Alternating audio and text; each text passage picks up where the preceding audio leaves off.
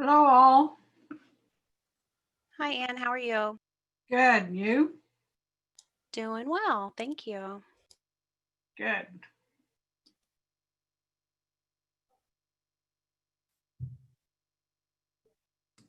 Hi, Ann. This is Vernell. Are you winning your battle with Stiltgrass?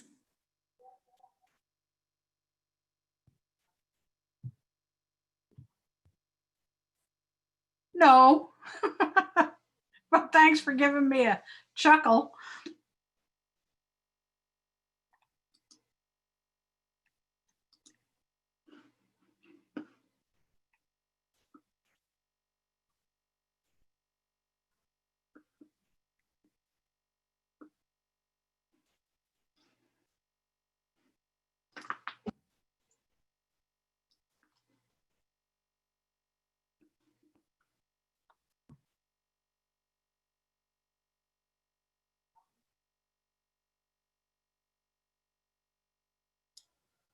We just had a phone number entered ending in 389. That's Edie. Hi. Hi. Okay, great. Welcome. Thank you.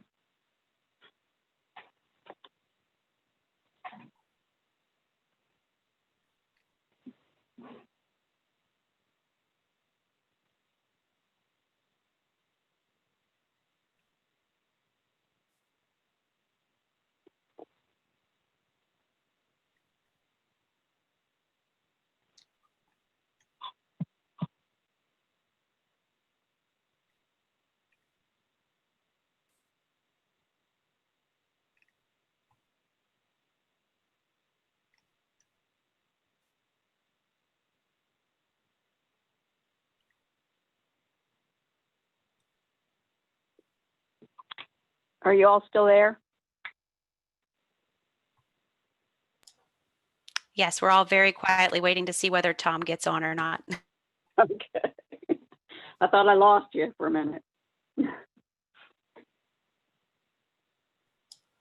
Just planning on giving him a couple minutes here. If he's not here by 5 after, we'll go ahead and get started.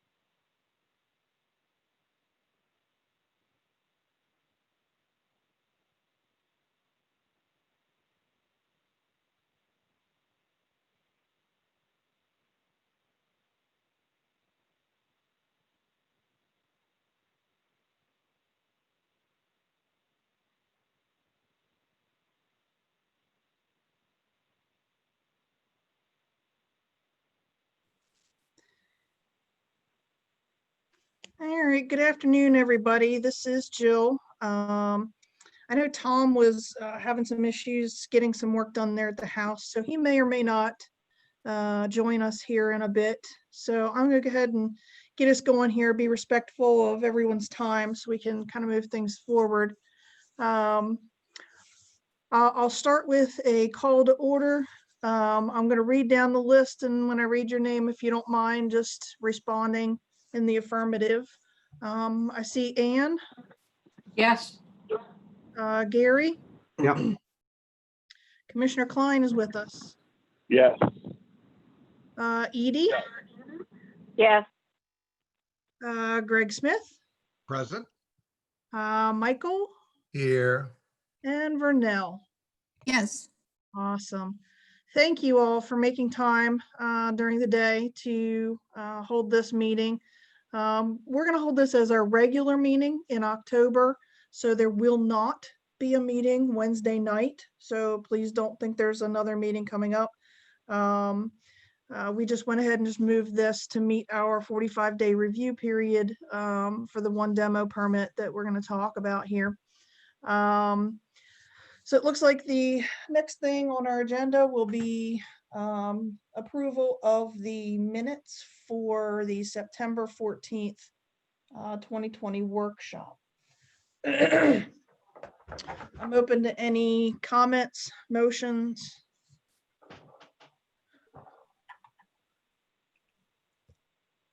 Jill, I would make a motion, but I have not read them. I just got back into town this weekend and I've been away for a while, so I would do that, but I hate to do it when I haven't read them. No problem. Do I have somebody else there that'd be willing to make a motion? I have read the minutes and I'll move that we approve them as written. Okay, Greg makes the motion. Do I have a second? Edie will second. Awesome. Thanks, Edie. Any other further comments or questions? Okay, hearing none. All those in favor? Aye. Aye. Aye. aye. Any opposed? Very good. Motion passes. Moving on to our old business. One of the big things that we wanted to talk about was the demolition permit process. This is what we've been talking about for several months now.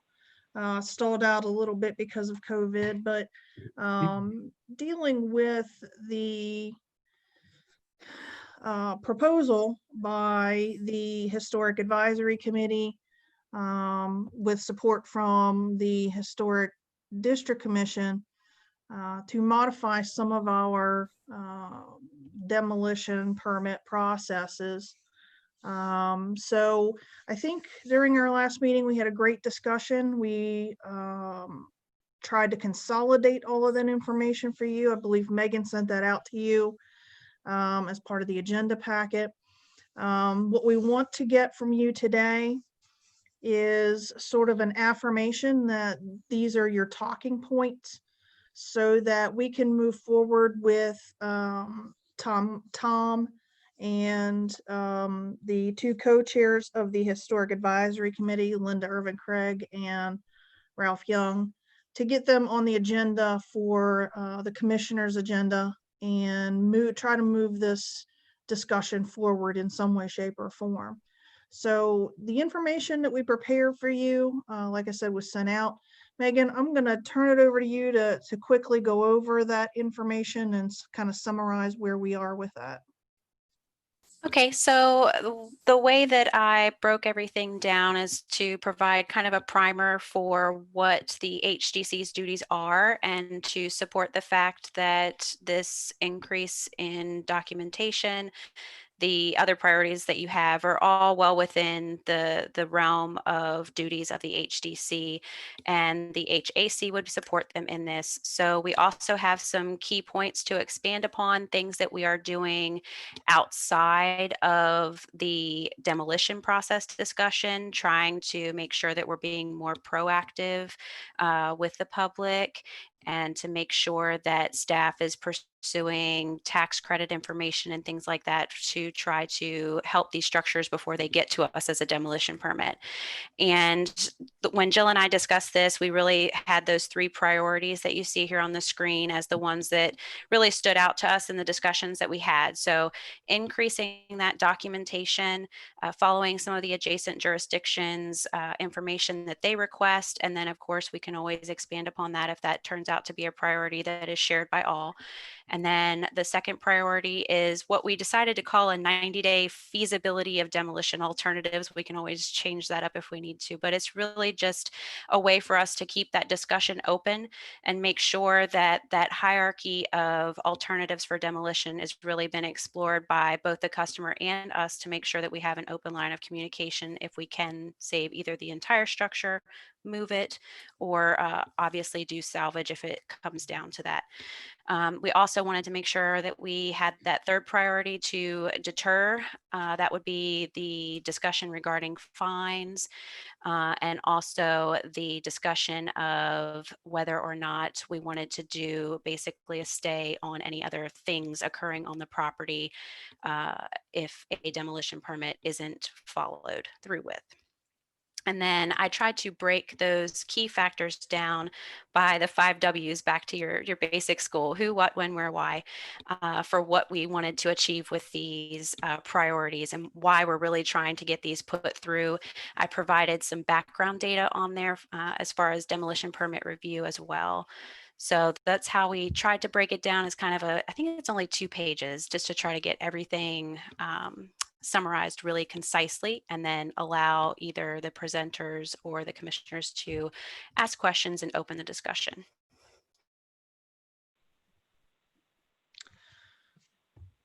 Thanks, Megan. So like I said, the that information we tried to summarize there. What we're seeking from you today is any comments or additions or anything like that that you would like to discuss or think that we missed or would like to add to the discussion, so that we can, like I said, get this to the 2 commissions chair people and actually start moving this back to the commissioners. So I'm going to open it up to anybody that wants to talk about if they think there's anything we need to add or want to expand upon, or whatever your thoughts are.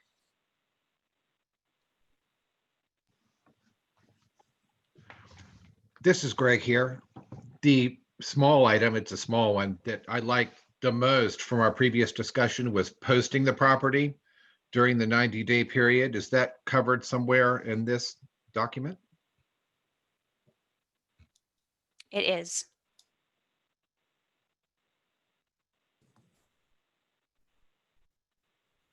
I have a question. Yeah, go ahead, Vernell. Oh, okay. I never know when they're hearing me and when I'm not. I looked in today's newspaper for government activities this week, and our meeting was not listed. Should it be? That's they have really the- so. Go ahead. I'm sorry, they had the commissioners and they had the Board of Education, but and we were not there. And I thought, well, this is certainly a way of announcing to the public that we exist and we are doing something. But go ahead. Just out of curiosity, was the Planning Commission meeting on there? No. Okay. So then probably what's going on there is that is the Herald Mail doing their own little update to people about what, the elected official meetings are this week. Let me check in on that and see what really happened there, if that's what happened. And if we can add on to that, because we don't post anything directly to the Herald Mail or anything like that.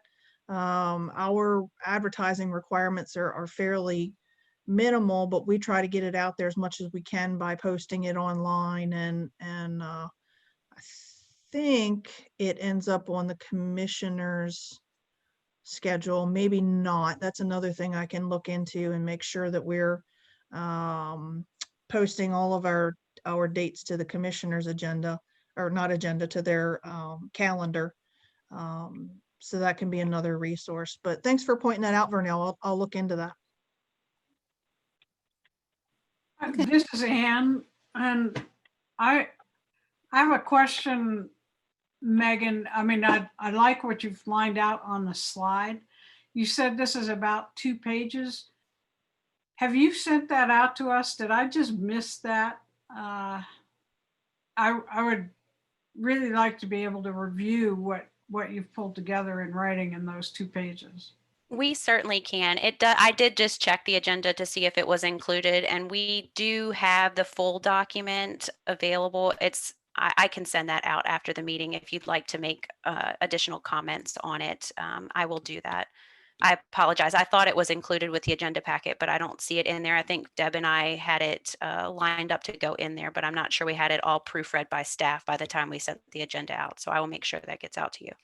Okay, thanks very much. I just pulled up the agenda too to see if it was in there, and I was like, well, maybe I just missed it. So thanks.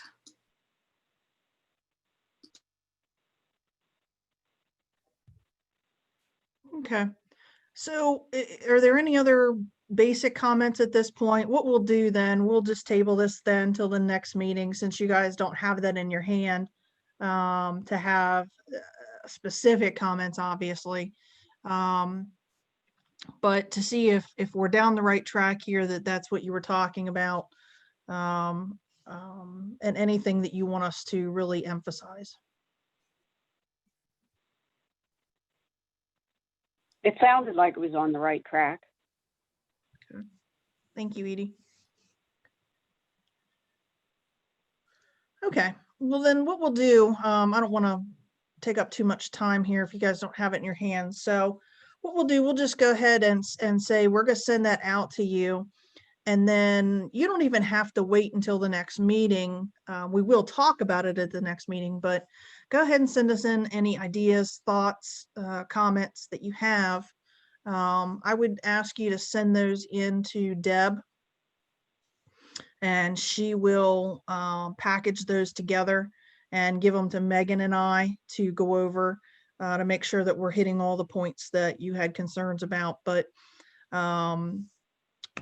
we'll send that out to you. And then, like I said, please take a look and be ready to kind of firm that up then at the next meeting.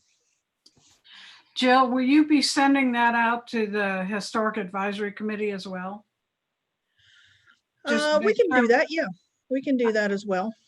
I think that'd be great, because I think the intention I got out of the workshop was we were all in agreement. We wanted to be on the same page. So I think it'd be great if they could see it too. Okay, sure thing. Thanks.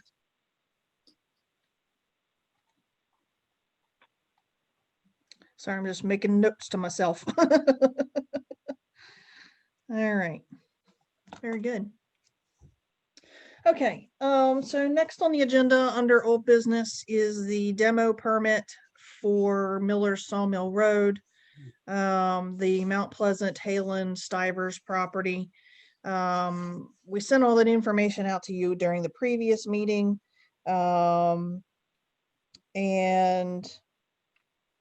we tabled the meeting until we could at least get out there and get things documented. Megan's gonna run through some slides that of pictures that we took, that Megan took, Gary and I believe it was Michael, that were able to go out to the property and document it.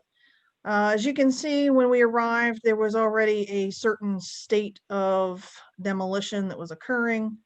When I talked to Mr. Stivers on the phone, he had said that he had pulled off, quote unquote, some siding to see what the logs looked like. Unfortunately, it's now been completely demolished. I believe within a day or two of our visit, the property owner went ahead and took the entire structure down without a permit. So this is yet again another example of us wanting to create these deterrents to premature demolition. And we will use this again as an example of why we feel like this is an important issue to the county. I don't really have a whole lot to add to this. I sent out a decent amount of information to you guys with regard to Maryland Historic Trust and what their thought process was behind issuing their approval for demolition. What I am going to point out at this point is that technically it could be interpreted that this property owner did not comply with the conditions applied by Maryland Historic Trust for the demolition of this property.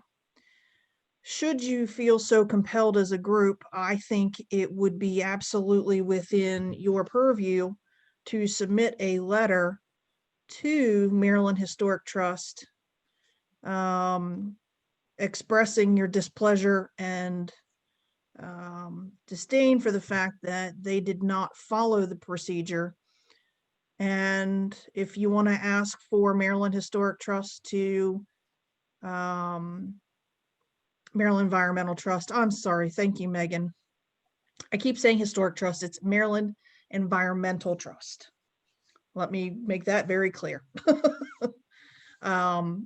To basically say, we want you to basically put a penalty to them because, you know, you can't, but they can because they didn't follow the conditions that were on their approval of the demolition. So we were brainstorming that you could potentially send a letter asking them to place a moratorium on building anything new on the property for however long you think would be a good penalty for this project. Just food for thought. Wanted to get your feedback on that and answer any questions you guys might still have regarding this permit, and obviously gain your recommendation. Technically, you can still recommend that the demo permit should not be approved, and we could at least put it through that process. And again, it would go to Planning Commission. That would be in November, and then that would just delay the actual issuance of the permit. Obviously, from the picture, it's not going to do us much good in reality. But I'd like to open it up to any conversation you guys might want to have here. This is Jill, Greg. Go Sorry. ahead. Go ahead, Greg. I have one question. So remembering back to our previous conversation, am I correct that the Maryland Environmental Trust easements did cover the structures? I do not believe that, well, I'm sorry. It only covered the one structure. It was only explicit in the deed to this specific structure that we're talking about, that they had to gain approval from Maryland Environmental Trust to demo the project. The other structures weren't mentioned, so I don't feel like the easement covered the structures per se, but this structure was specifically called out within the deed that it would have to gain the MET approval for demolition. So with regard to the letter idea, then it does hold water as far as the MET document is concerned. I would say so, because the MET, if the letter that was sent to, I believe it was sent to Mr. Stivers, if I read it correctly, specifically said that, you know, they were going to approve it, but they also wanted he also had to follow all local ordinances in terms of getting demo permits, and it required him to allow us to go out and inspect the property. Megan's reminding me here that he had to countersign that and send it back. I don't have a copy of his counter signature, but I can most definitely call or talk to the MET person and see if they have it on file. But it was very specific. There was a condition on their approval that they follow all local ordinances and regulations regarding the demo. Jill. Yeah. Gary, I'm going to throw a fly in the ointment. When I look at this picture, you can't say it, but I can. I want to ask the Board of County Commissioners why this body even exists, because we have no power to do anything about this. And the sad part of it is, Tom asked me to go out and look at it from a structural standpoint, and I did. But it was already, through a term that is loosely used in my profession, demolition by neglect. It was already so badly deteriorated. There's no way I could write a report that would say this structure could be saved. I have yet to write that report, but I have plenty of photographs to support it. I read the report done by Merchant McDonald, another structural engineer, and I've known Merchant for a long time. I read his report from I think it's about 8 years ago. Now, he takes issue with the structure at that time of meeting live loads and so forth, the current codes. But in my opinion, at that time, the structure could have been salvaged. There are intermittent means of reinforcing the structure. What is sad, and I commented to Megan and Michael when we were on the site, I have never seen a building in such terrible condition that had such a straight ridge roof line still intact and 4 square corners. But the structural members were so badly deteriorated, you would literally, as of our visit on the 17th, you would literally have had to disassemble the structure and put it back together with new components, recreated hand-hewn logs or whatever to put it back. I mean, there was no way that I felt, in my opinion, that you could save what was there. There were a lot of very, what's the term, historic members or old craftsmanship that could have been salvaged, like some of the fireplace components and other things. The front porch had members that could be reused. They could be cleaned and reused. They were very good tact. They looked a lot worse than what they were. But again, this is a structure that was allowed over the last 7 or 8 years to just completely just fall apart, literally in front of us. If you ran what the engineers call a penetrometer test on those logs, there's no way you could save those logs. He was Mr. Stivers was very hospitable, very kind, and so forth. But I would love to have seen the foundation inside. You couldn't go in; it was too hazardous. But from the outside, that foundation was remarkably intact. And that's just another example of what could have been saved. But the point of it is,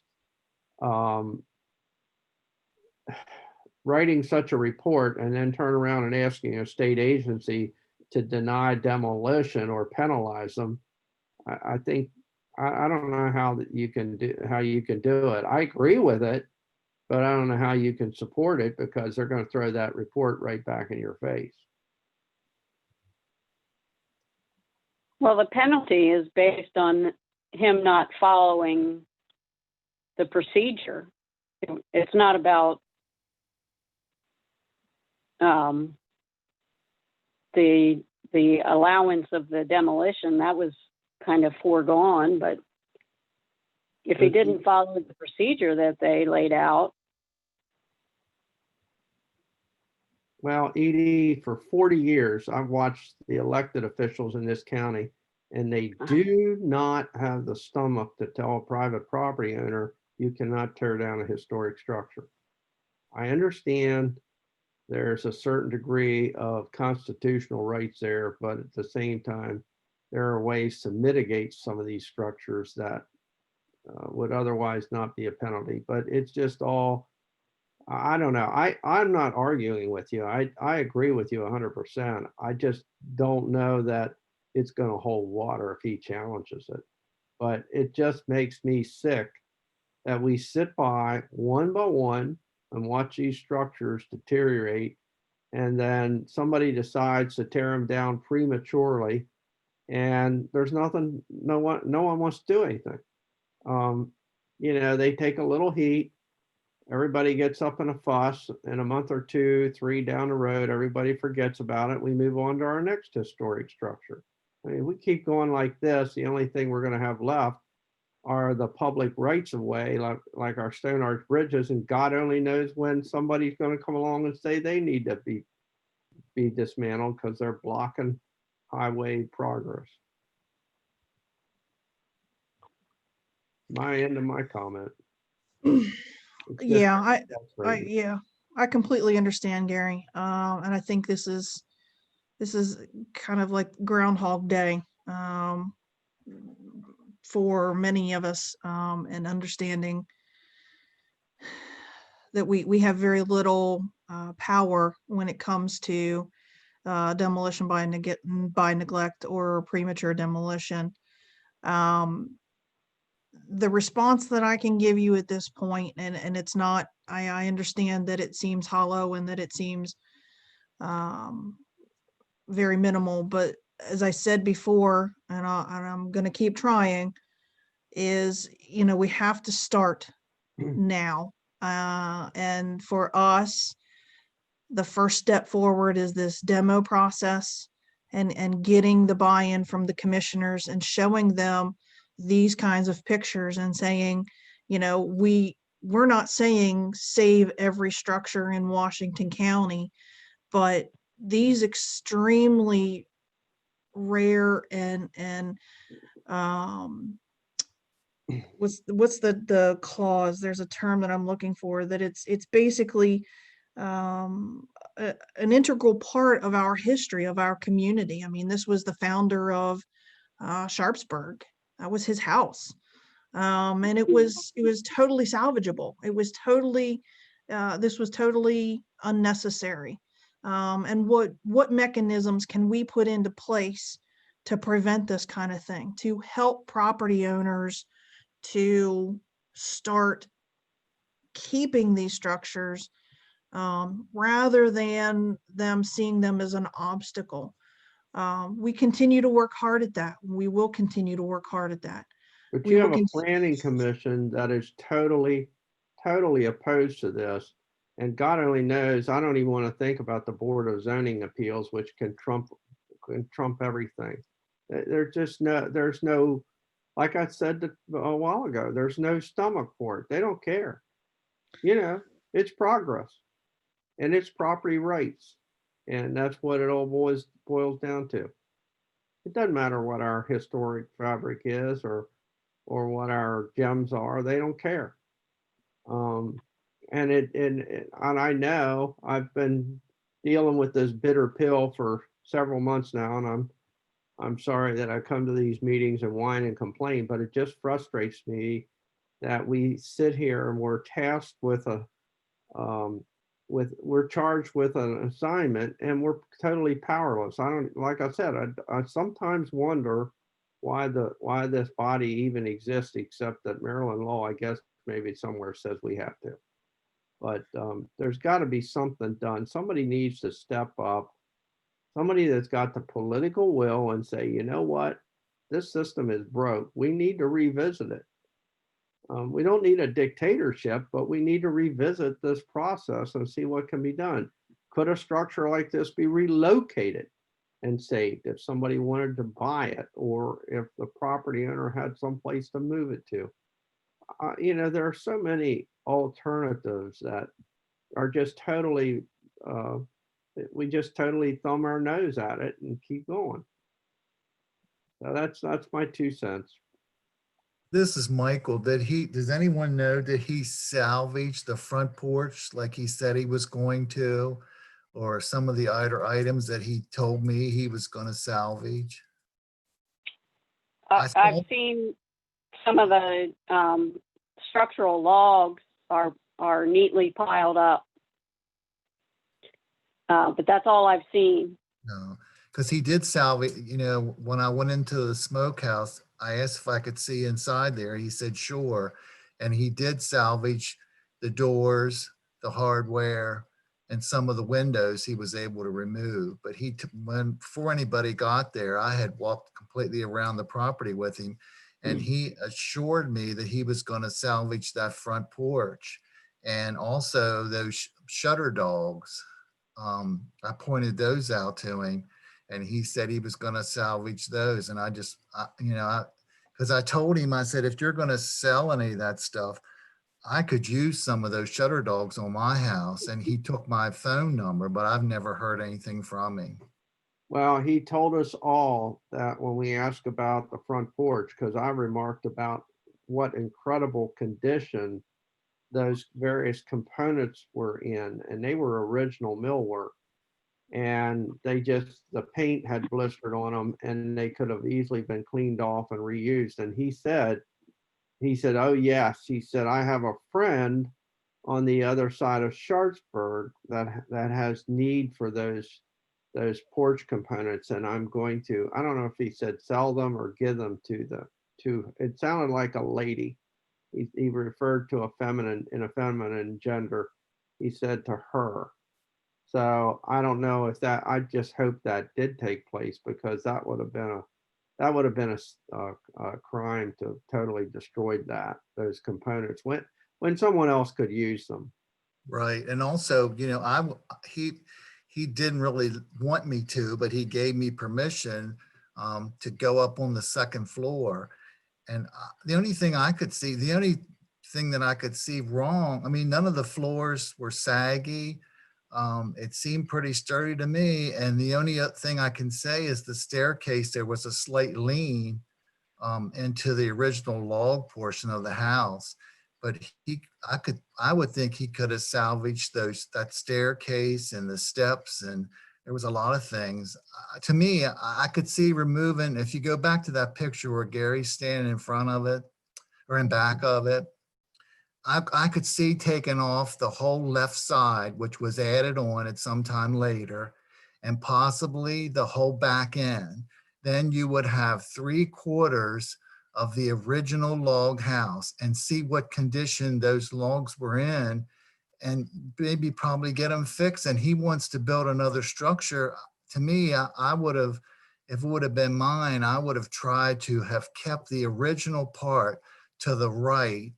And the roof line looked good too. I really would have liked to have gone up in the attic, but he didn't want you to, and I didn't want to push it because that all looked good up there, what I could see from looking up. And I don't see why he couldn't have built like an L-shaped, added onto it, put a new section on to the left, and then added onto the rear, and then matched the front, because I don't know why the original part had the 6/6 windows, but to the left, where you see that piece of wood covering up the door where the section was added on, that was 9/6. And I don't know why they didn't keep the windows the same, but they didn't. And I really would have liked to have gone down in the basement. I wouldn't have been afraid, but he didn't want you to go down. So I had to honor his wishes to see what the foundation looked like. But, again, I mean, that's just my opinion. I'm not an engineer or anything. Well, honestly, having read Merchant's report, and that was after the fact, because Megan sent it to me, and I was able to digest it while I was away. And having read it after the fact, I'm glad we didn't press the issue, because the live loads on the floor system wouldn't, it would have been risky, Michael. And I respected it. Like I said, he was very hospitable. He couldn't have been nicer. Yes, he was. But I could tell he was very nervous about us going too far, and as far as walking through this facility or through the structure, and really having read the report and seen some of the deterioration, those logs that I'm looking at there, and I think I was taking a picture, Right. are they're really, that you would literally have to dismember that structure and use similar size logs. That would really be a job to acquire. But those logs, I would venture to say 75% of those logs that I'm looking at in front of me in that structure are gone. They were lost. They were totally lost. They were allowed to be totally lost. Mhm.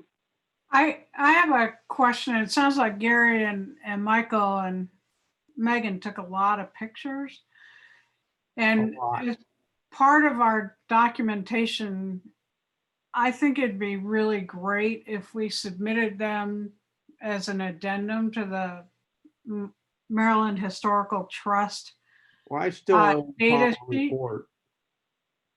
You're gonna write the report and stuff? Yeah, I was gonna ask Tom if, after the fact, if he still wanted me to write it. I had intended to try to write it while I was gone, but it was one of those trips, Ann, where I never got a rain day.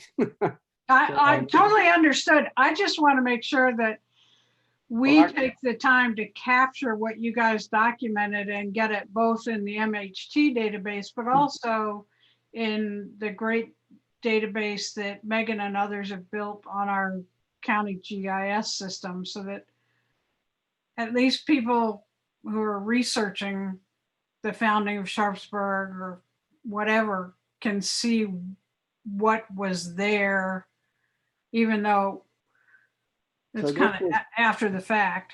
This was Chapman's house. No, I was gonna say, he's the founder of Because- Sharpsburg. it goes back to around 1830. It was a son-in-law, Hayes, Okay, a- that's a not Chaplin. nephew or Chaplin, something. I can't remember what, but it doesn't go back to the founding of Sharpsburg, but it was part of Chaplin's large land grant, the Mount Pleasant grant. But the house never should have been called Mount Pleasant, because the Chaplin Mount Pleasant house is on the other side of Sharpsburg. That's And what I that- thought. And the Yeah, Moses that's like Chaplain is 1780. also Mount Pleasant, several Mount Pleasants. I Yeah. have two things. One, I think that we should inform the Planning Commission about this incident, just to keep them aware that these things are happening. And I forget the other one. Well, Vernell, actually, that brings up a point. I thought it might be a really good idea. I will propose a motion that recommends against the demolition of this house.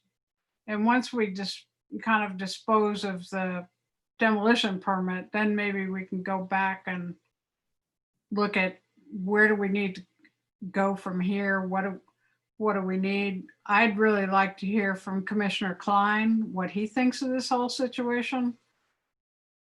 But maybe we need to get that demo permit recommendation out of the way first. That's a good idea. And I remembered the other thing, and I'm just going to put it in so I don't forget again. And that is because the owner seemed hospitable, has been mentioned, it might be a good idea to ask him if he can share where the historic elements of this house are, or where they have gone, if they have been preserved.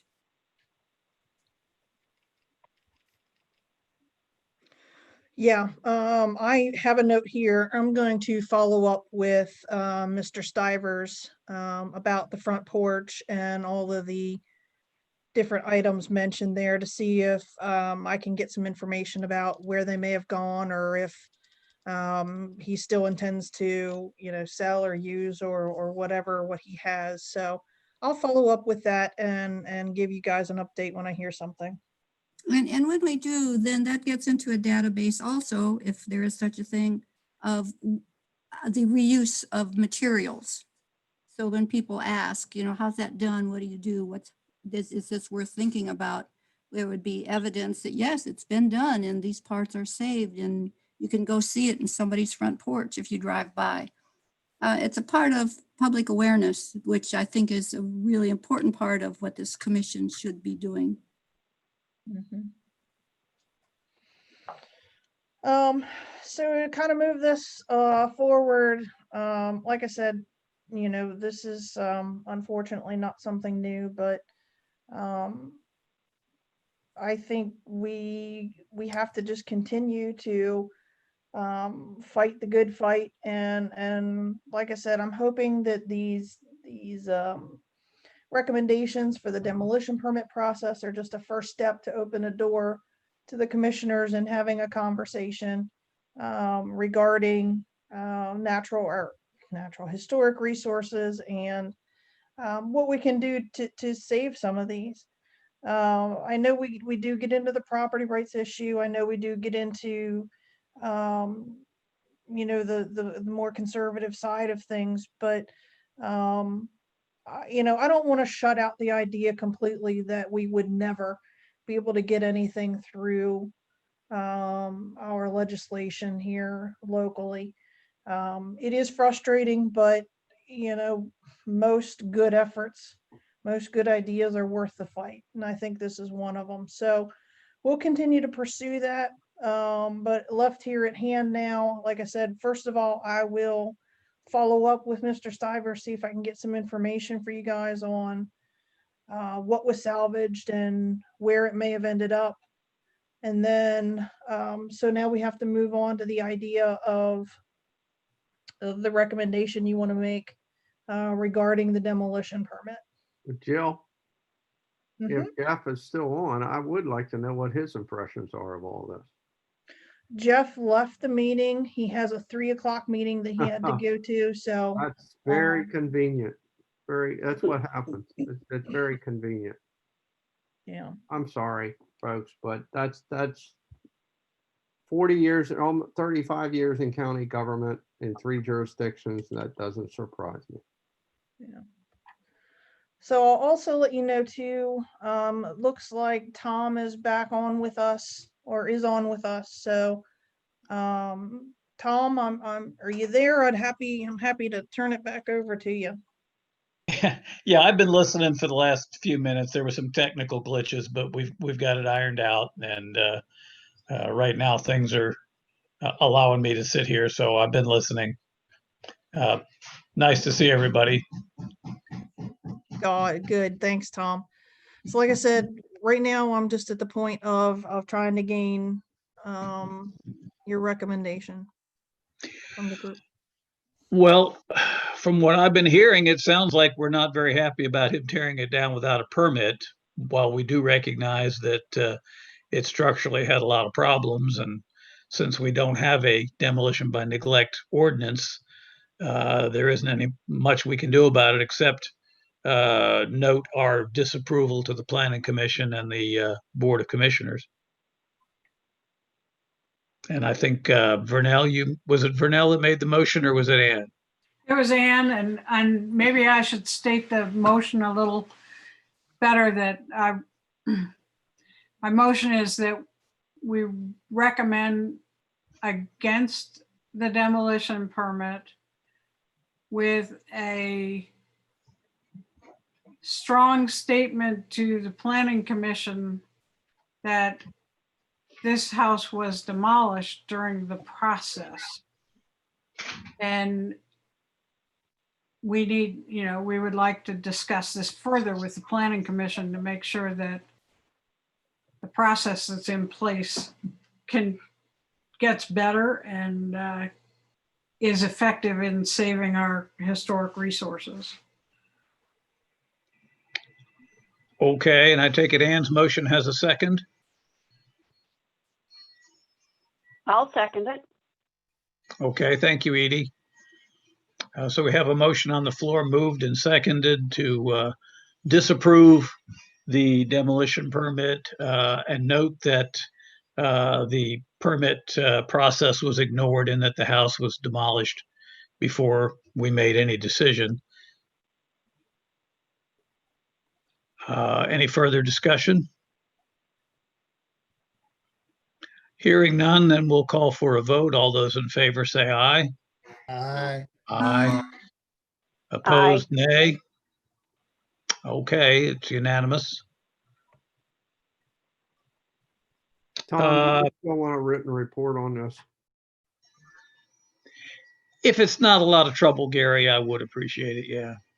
No, I Yeah. don't mind. I know it's after the fact, especially when I got the email and the pictures where they had just literally demolished it. Well, and I'm really grateful that you and Michael went out there. I appreciate that a lot. I think having a report may be ammunition if we go to the Board of Commissioners and say, look, obviously this demolition permit process is broken. It doesn't work. People are ignoring it. Here's a house we lost that was very historic, and had it been maintained properly over the years, would still be here. Something to that effect. Yeah, I have a ton of pictures that I took with it as well. And I mean, it's still fresh enough in my mind. I could write it. All right. I think it should be noted that the house was in occupiable condition when the property was purchased originally by Mr. Stivers.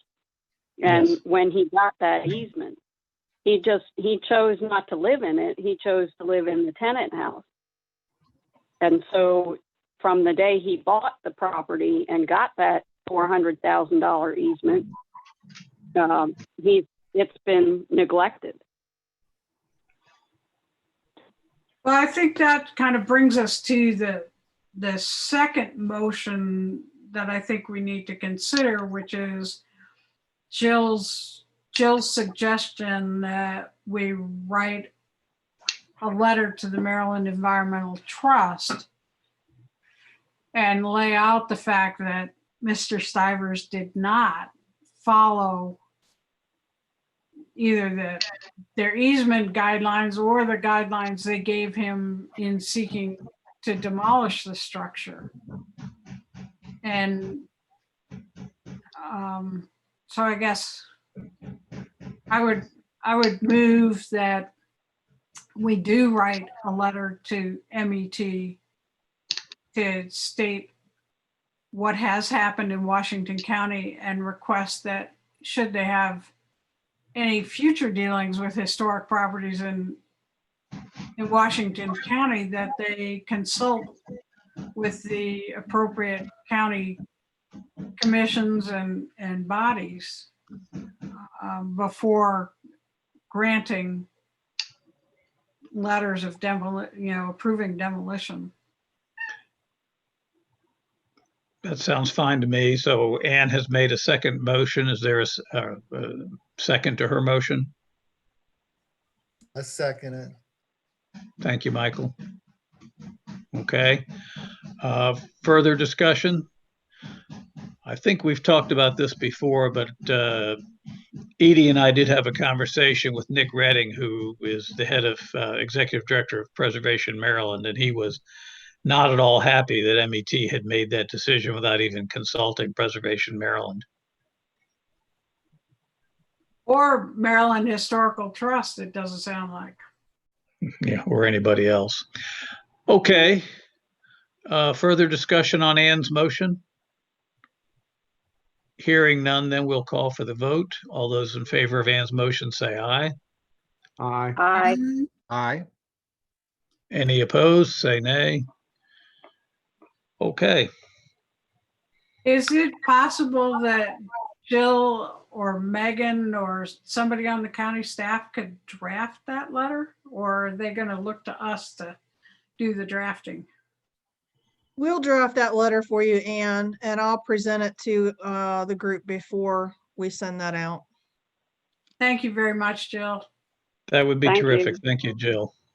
So we understand that Nick Redding was upset. Has he written concerns? Would he be able to second our letter or send another letter of support? I'm sure he will. He mentioned some things that he was pondering, but nothing definitive, if what's left of my memory is serving me correctly. Edie, is that about right?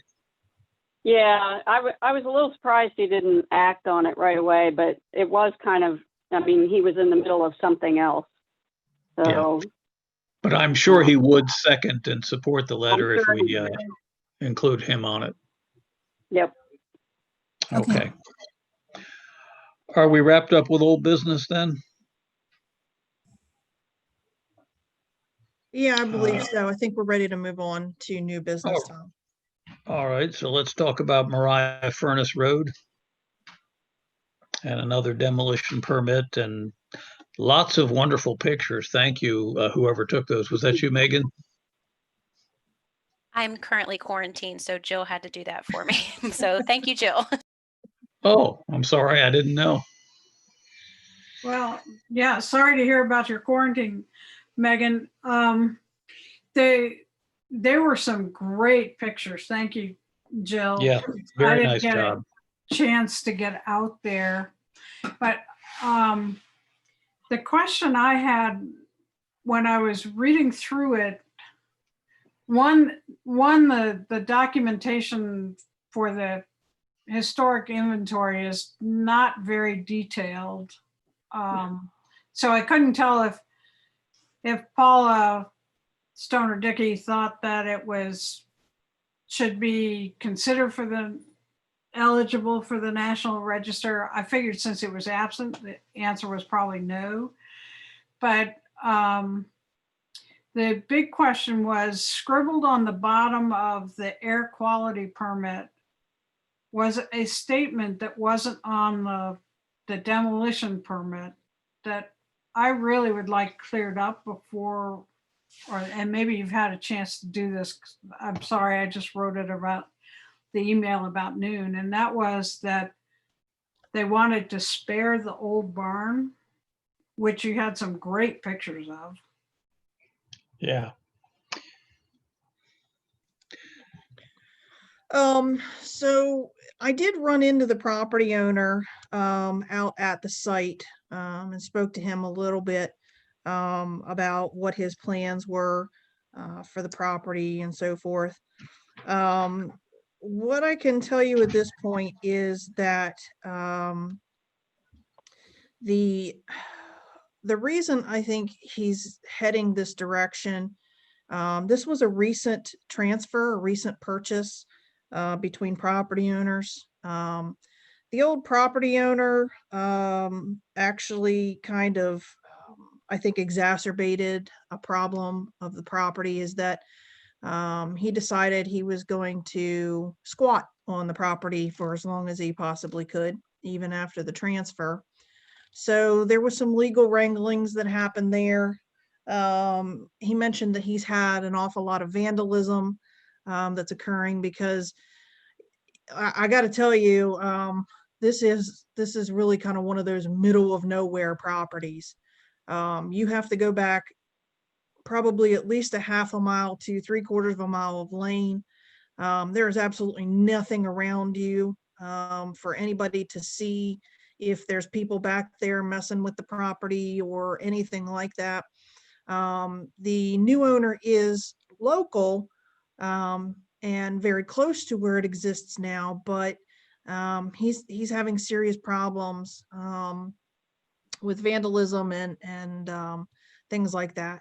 So he basically has to make a decision right now to try to limit some of that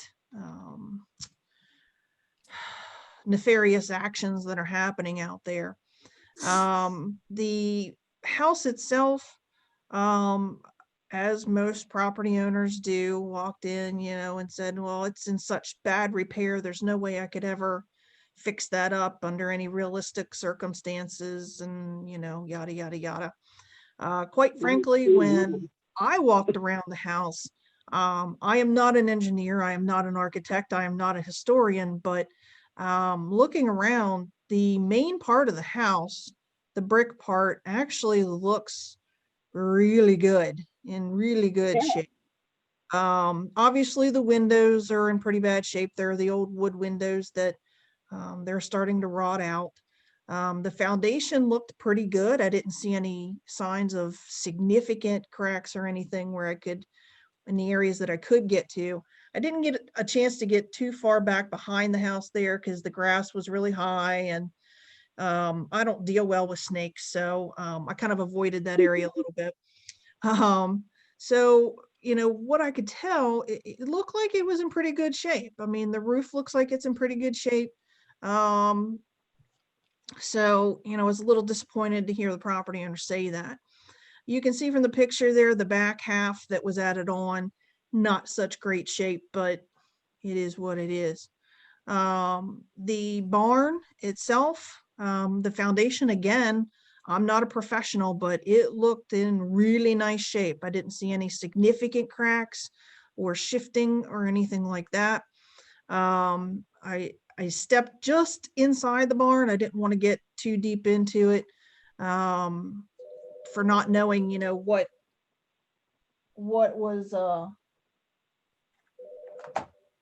was going on there.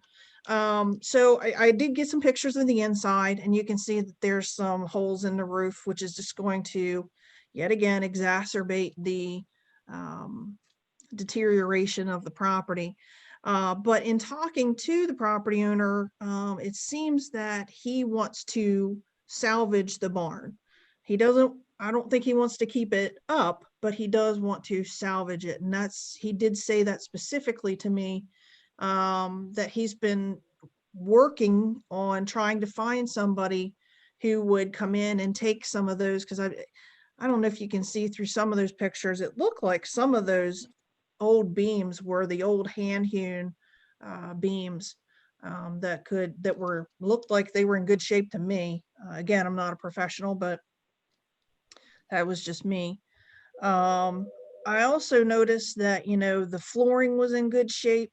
I tried to get around the back there a little bit to show you where the lofts were popping out, and the condition of the back of the barn. Again, it's really overgrown, so it was difficult for me to get around back there to get you good pictures. But I tried to get good pictures of the foundation and the different areas of the barn. So he did specifically say to me, the property owner, that if we know of people who are interested in that wood or parts of that barn, he'd be happy to talk to them. He said he had talked to some Amish folks who live about 2 hours away.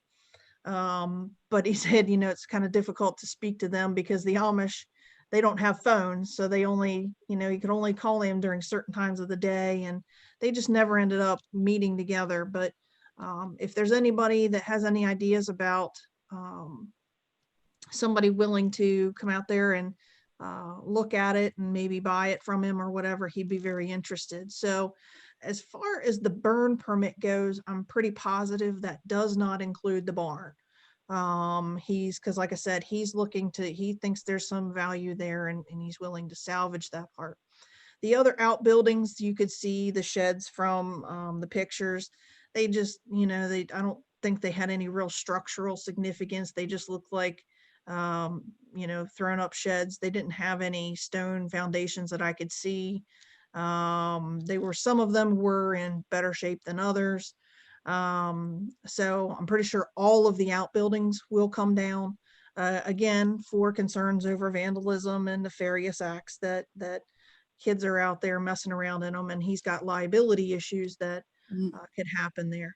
So I don't know if it's a good news, bad news, good news thing, but he is very interested in salvaging parts of the barn. Yes, still wanting to take it down though.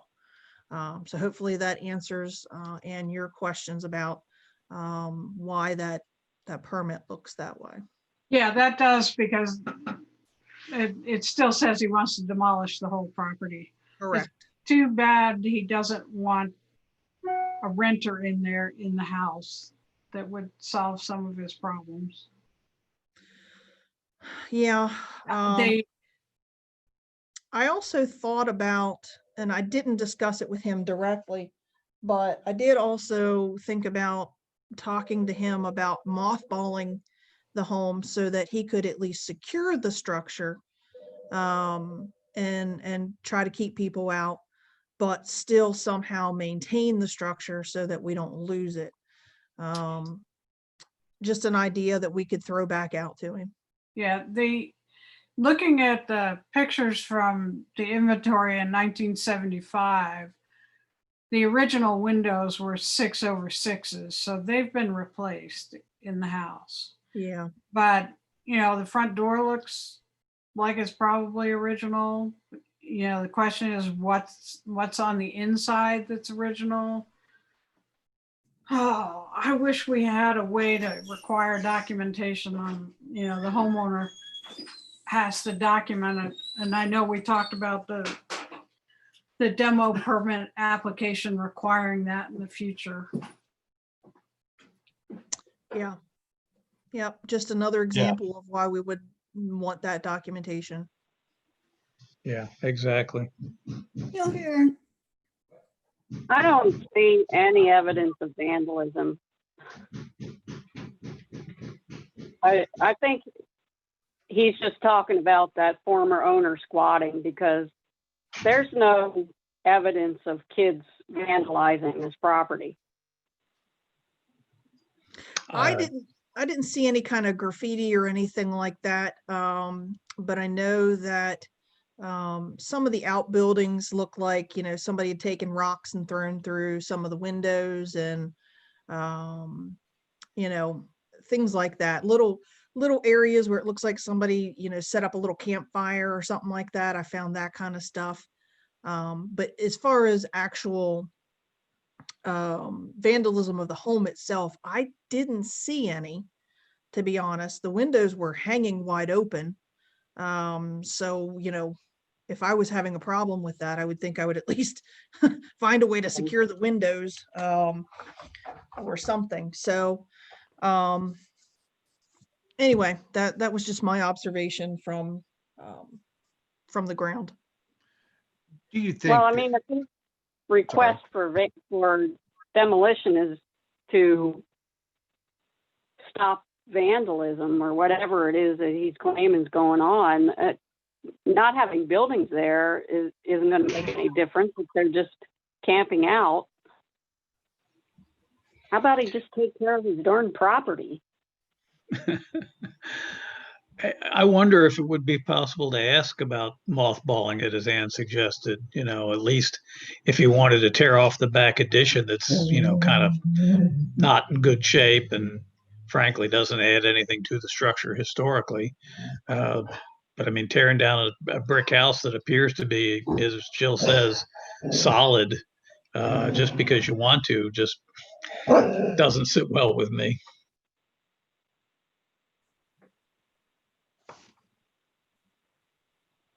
Yeah, why did he buy the property? I mean, and all this is sort of on the edge. He could parcel it out. Actually, he cannot. The property, not the structures, but the rest of the property is under a land preservation easement. I believe it's a CREP easement, or our Conservation Resource Enhancement Program. So what happened was the previous owner pretty much milked all of the value out of the land by getting the easement, and got paid for all the development rights. And so now what's left is essentially the farmstead area, which is not under that CREP easement, but has all the structures on it.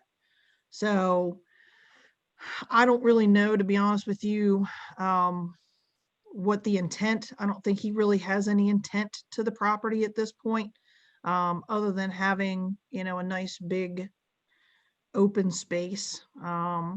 He didn't say that he was interested in building another home or anything, because like I said, he lives locally already. So I don't know that he has any interest in building or subdividing or anything like that. Like I said, my impression from the discussion we had, it was more, he was concerned about the liability issues, and just didn't want to deal with it. Again, you know, an educational thing would be good here, for us to reach out and, you know, see if we can't convince him to mothball, tear off the back part of it, at least mothball it, until he has an intent for the property. Or possibly reaching out and explaining the historic tax credits and what it's can be worth to him if he protects it and gets a renter, or even if he subdivide. I mean, I know they can't, the major part of the property is not dividable, but is he capable of, stubbing this, just the house portion out and selling that? I don't think so. I don't think that that's available, but I will double check that. It sounds like a great place to live for somebody like me who's a strong introvert. Oh, you would love it, Anne. Let me tell you, you get out there, you don't hear anything but crickets and birds. Well, that's kind of like where I live now, but I have an affinity for those kinds of places. Yeah. Hmm. I even, I was out there in broad daylight, and I'm such a chicken. I was even standing out there and I kept hearing things like, what was that? You need to come visit the country more often, Jill. Yeah. I've been away from the country too long. That's exactly right. Jill, Well, is Jill, it, Jill, do you think that he was just using the word vandalism as a euphemism for other activities? I mean, it seems like the kind of place kids would get up in there and smoke a lot of weed and stuff like that, all kind of things. I'm going to say he didn't use the word vandalism. I'm using the word vandalism because what he said to me is that he's got problems with, kids going back there and, God knows what they're doing. He said he hasn't caught them back there, but his wife has caught them back there multiple times. So he's concerned for safety in terms, I guess, of his family going back there or whatever. I don't know. I mean, people say a lot of things, and it's everybody, it's perception. It's their own perception of how they view their own safety and their own priorities in life. So I'm going to say that, the way he discussed it with me was he was worried about kids getting in there. And he said, he'd already caught a couple of them stealing stuff out of the sheds in the barn and that kind of stuff. And he just doesn't want to have that liability hanging over his head. well, if that lane is a half a mile or more back, it strikes me a gate would go a long way to stopping people going back there. He does have it gated at a certain point. It wasn't that day for me to get back there, but he does have a gate up. And I think because he caught me, I didn't get a chance to call him. It was last minute for me to get out there. So I thought, I'll just run out here real quick and get some pictures, not knowing I wasn't paying attention. I didn't know it was that far back off the road. But he caught me back there because I guess one of his neighbors had tipped him off that somebody had driven back there. So they're aware of, what's going on in the area. Like I said, I can't speak to his level of comfort and whether he's just trying to get rid of maintenance or whether he really truly feels like this is a liability and he just is concerned about that and doesn't want to have to deal with it. Was he invited to this meeting? No, he was not. Would it be worth talking to him? I think we can. Like I said, what we're trying to do is nearly impossible given these stupid deadlines we're given with related to the review times. So we try to get these in front of you as quickly as we can.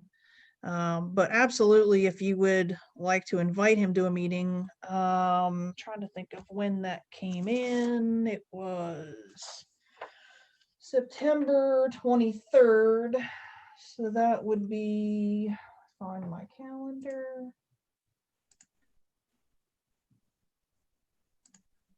So Mm. September 7, 14, 21, 28. Yeah, we could table this to the next meeting and invite him to participate and talk to him a little bit about these options that we are talking about here. Is, I think we should take that opportunity. I I would agree. so support Yeah. that. But I wonder if Jill, if you and your staff could maybe start working with him before our meeting, so you're providing him with the tax incentives and Yep. other information. Yep. Great, thank you. That would be terrific. I think that's a great idea. Do we also know, Jill, what info he has regarding the historic natures of the brick house? Does he have any of the inventory entries or anything, or know about them? I don't know. Well, that would give him time to, if he doesn't, maybe we could find out some more deeper than Paula's report. Okay. What I'll do then is I will get in contact with him and send him some information about our tax credits and some other things, and then ask him if he would be available to attend our next meeting, which would be November 4th. Or, Yeah, that would be the next meeting. And see what, we can come up with. sounds good to me. I guess for Deb, I guess we need to put that into a motion to make it official, do we not? Or Jill? Yes, I would suggest making that a motion. All right. Anne, you've been doing real well with motions today. Would you like to make that one? Oh, I think I heard that one come from Vernell. I'll be glad to Oh, was second that? it. Oh, was it Vernell? I'm sorry. I will move that we table this discussion pending the next meeting when we have the opportunity to speak with the owner. I'll second that. This is Ann. Okay. Any further discussion? Hearing none, then all those in favor say aye. Uh, Aye. Aye.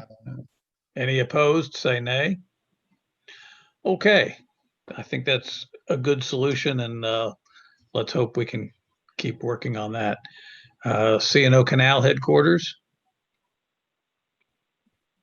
All right. I just wanted to give you guys an update about a meeting that we attended. As part of the Section 106 review, we would be involved in just reviewing these. We haven't gotten an official review for this portion of it. MHT requested that during the meeting that more information would follow, but I just thought you guys would like to see an update about what's going on there. This is the current landscaping plan for the property that was presented during the meeting. So the historic buildings along the West Potomac Street portion, and then the headquarters building going to the rear.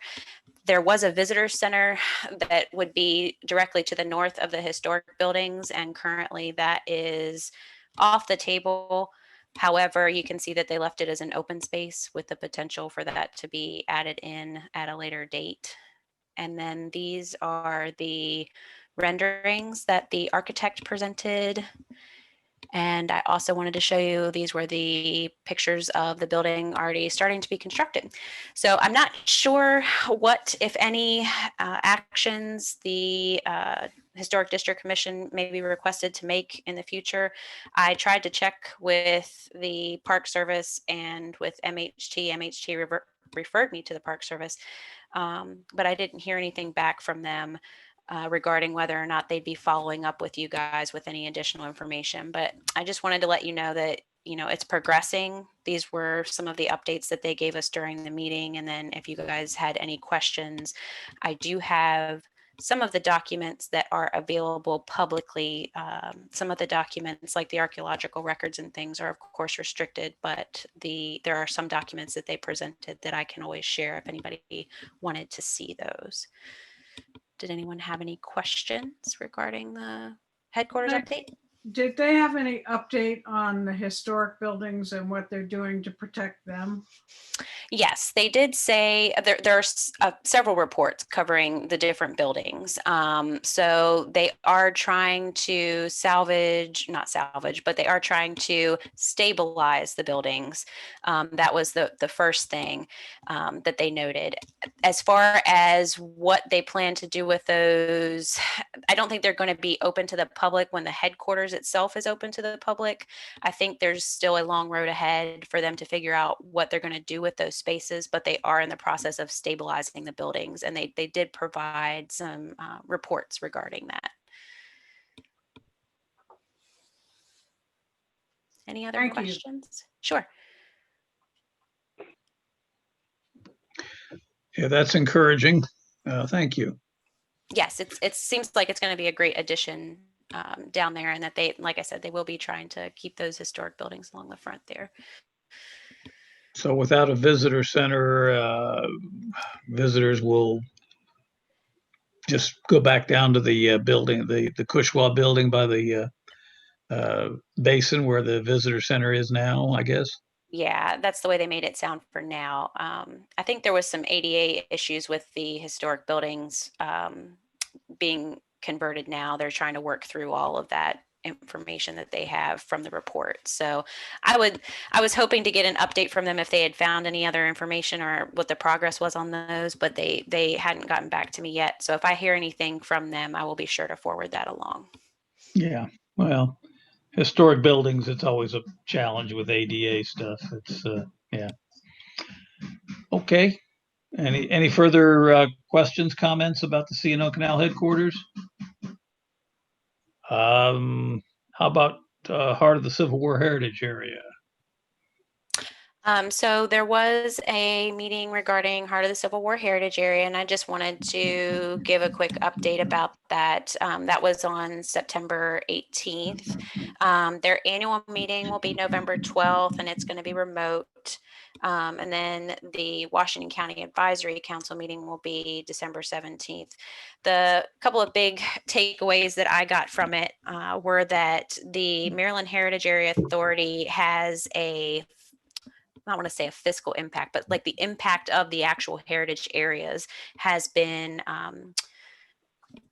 it's been calculated, and then they are eventually going to share that back with I guess the advisory council and then each of the individual heritage areas. And I think that's going to be great. They were supposedly very pleased with the numbers. So I would look for that to come out during their October 8th meeting. So I'm hoping that at the either the November or December meeting, we'll get an update about the impact that those heritage areas have on local tourism dollars and things like that. For those of you that hadn't heard yet, Williamsport is now part of the Main Street Maryland program, which helps them to revitalize the downtown area. And then there were no updates as far as any application submittals for the expansion of the Heart of the Civil War Heritage Area to include an airport museum up at the actual airport facility or the Sailor House. I think they're still waiting on the documentation to be provided by those two entities. I think it would be either the city or the airport museum themselves. They have the burden of proof for the heritage area expansions. So they're waiting on that documentation from them.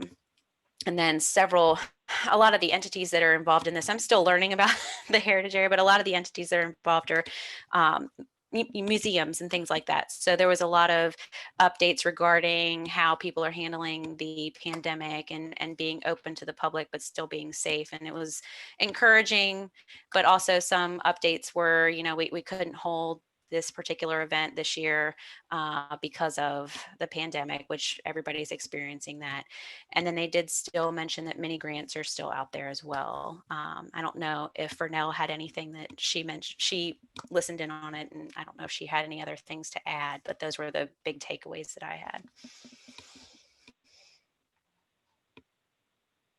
Only thing I would add is that the mini grant applications are due October 16. Oh, okay. Yeah, I didn't put the date on there. Thank you for that. Uh-huh.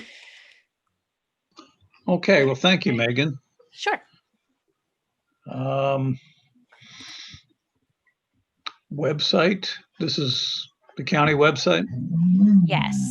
So this is just very brief. I did want to mention that and you've probably seen it in emails, the PR department has fully updated and integrated the information that we had already gone over for the historic district commission pages that we had worked on and that you guys provided some feedback on. So those are all now incorporated into the county's website. And just for fun, I typed in, demolition on the county's main search bar, and your all's page is the first thing that pops up. Not a permitting page, not, anything else. It's that particular page where we talk about demolition alternatives. So hopefully it stays that way. So there's a couple of things where, that's why I wanted those pages converted so that discussion is more in our favor. So those changes have been added to the website, and that's all live. If anybody sees anything they need changed, just let us know. PR is very responsive to website updates. All I can say, Megan, is if you look for demolition for fun, you have a weird definition of fun. I just wanted to make sure that all of our efforts are focused and available to the public, and we're steering the conversation in our favor. So that's why I searched for it. I just wanted to see what would happen if I did. Yeah, I mean, it's amazing how many people in this county don't realize that they have to get a demolition permit to tear something down.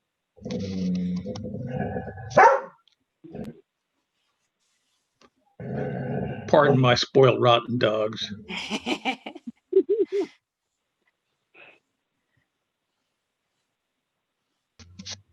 Okay, training opportunities. Thank you, Megan.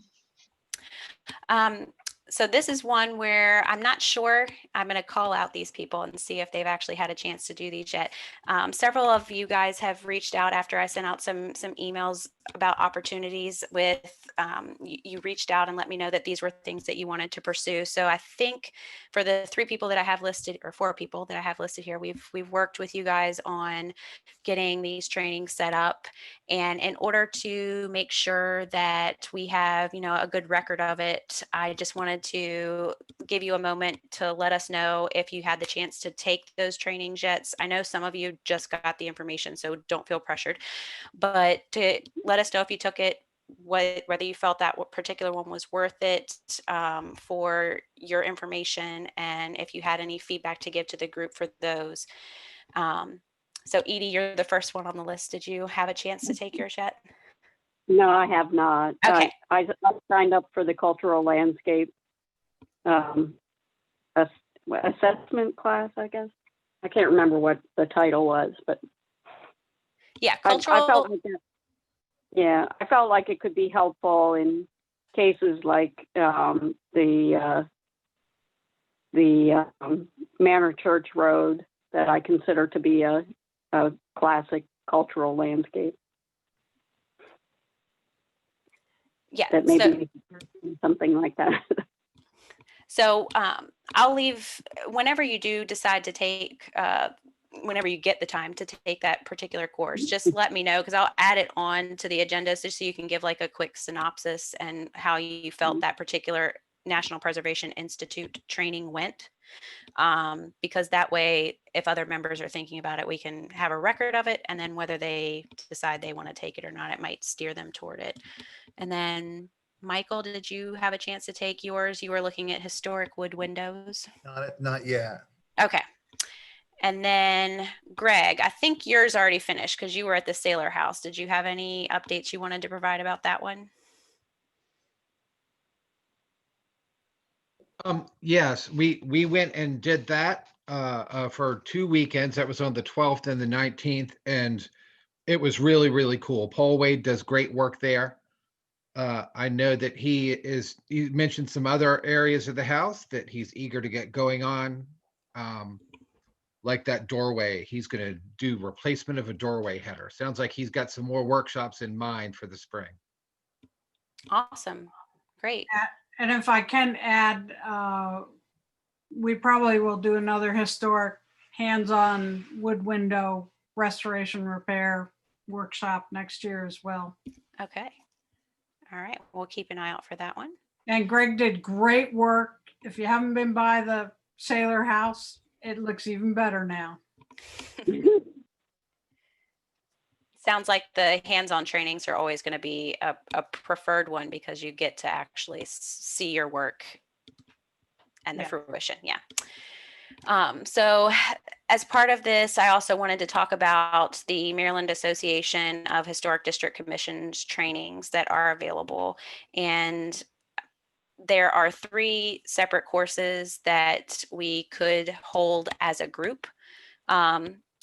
Because what I tried to do this year was to provide everybody the chance to take a course that was of interest to them, and then also have this Maryland Association of Historic District Commissions training, pick one of those to have as a group. And that way we have a group training that everybody can attend and make sure we have an education component in there for the certified local government, but yet also still have people able to go do something that is of particular interest to them, and also give us a variety of a knowledge base. So I guess my question to you guys would be, which of the Maryland Association of Historic District Commission trainings would be of the most interest to the group? Do you want to start with course 100, or do you want to go out of order? How would you like to do that? I can't Megan, speak for the group. can you verbalize them? Because I don't have a screen. So the course 100 is regarding design review. It's a 2.5-hour course. There is course 101, which is regarding laws and procedures, also a 2.5-hour course. And then there's course 102, which is ethics and defensive decision making for historic preservation commissions. And that is a 1.5-hour course. So again, we would schedule one of these and have it held on a mutually beneficial date for everyone, and see if we could get an agreement on the topic here. Megan, Mhm. my choices are 101 or 102. Okay. Megan, can you tell us what they mean by design review exactly? Are we talking Sure. something I more can. architectural, or do they give you any idea? Give me 1 second here, and I will actually have it bookmarked here.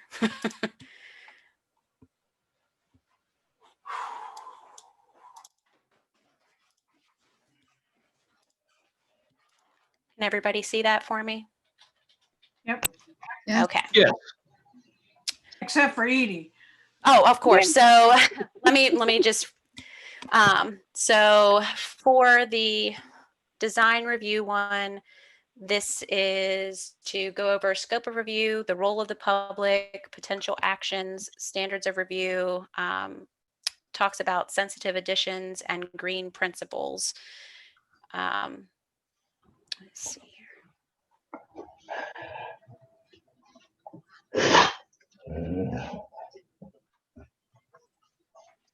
It seems like it goes through several different case studies regarding design review.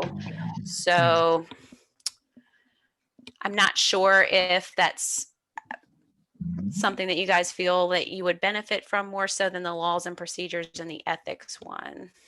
The design, I'm sorry. The design seems to be talking about repurposing, respectful use of historic Yeah, districts. that's where it seems to be going, at least from the different topics that I can see. That's what that looks like. And yeah. so far with my experience, we haven't had too very much of that. Mm-hmm. Well, the thing that I wonder about when I was going through the certified local government manual. Many of our fellow counties have design standards, which I don't think Washington County has. And by having design standards, it really helps, I think, helps the discussion even on the demo permits so that we can educate the local community about, you know, what they're looking at and why it's important that they're looking at. So I do think that it has some real relevance out here in Washington County, because I think we're going to need to help promote the adoption of design standards here in the county for historic use and reuse of historic buildings. It makes sense to me to just do them in order. I think I would be interested in the 100 and then moving on up into the others. Okay. I'm with Tom. This is Ann. Okay. Starting with course 100. And there's not to say if we have enough money left in the training budget, we have a training budget through the county that we're using for this for now.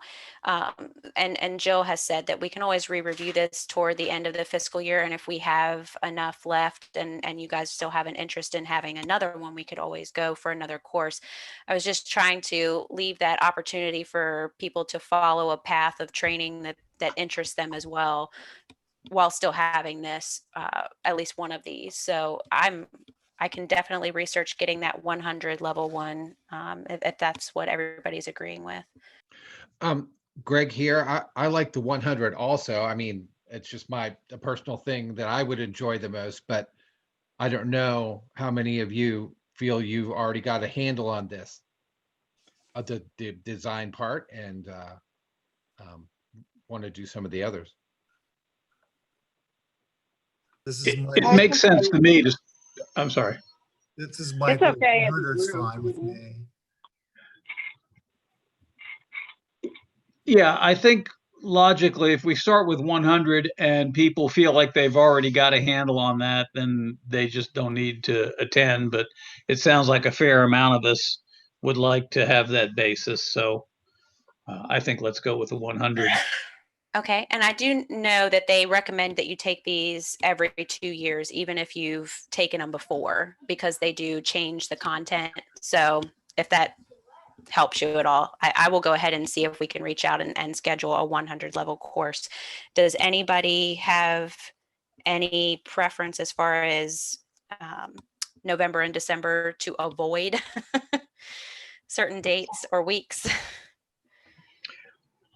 Yeah, I would avoid the holidays, obviously. Well, yes.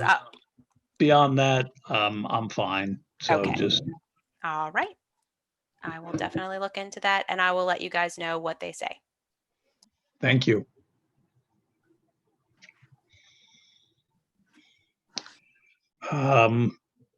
So we're going to talk with the owner of the Mariah Furnace Road at the November meeting, and so I don't see anything else on the agenda. So we'll call for adjournment until November 4th, which interestingly enough will be the day after the election. That will maybe a few things to talk about by then. Oh, well. Okay. Anybody object to adjournment? Otherwise, I will assume that we will adjourn by acclamation. So I'm acclaimed. away. All right. We are adjourned. Thank you all. Sorry to join you late, but enjoyed talking with you all while I was here. So, and again, thanks to Michael and Gary for visiting the Stivers property. Much appreciated. And Jill, the great pictures at the Mariah Furnace. Mhm. So thank you. Oh, okay. All right. Thank you all. Bye. Thanks, everybody. Bye-bye.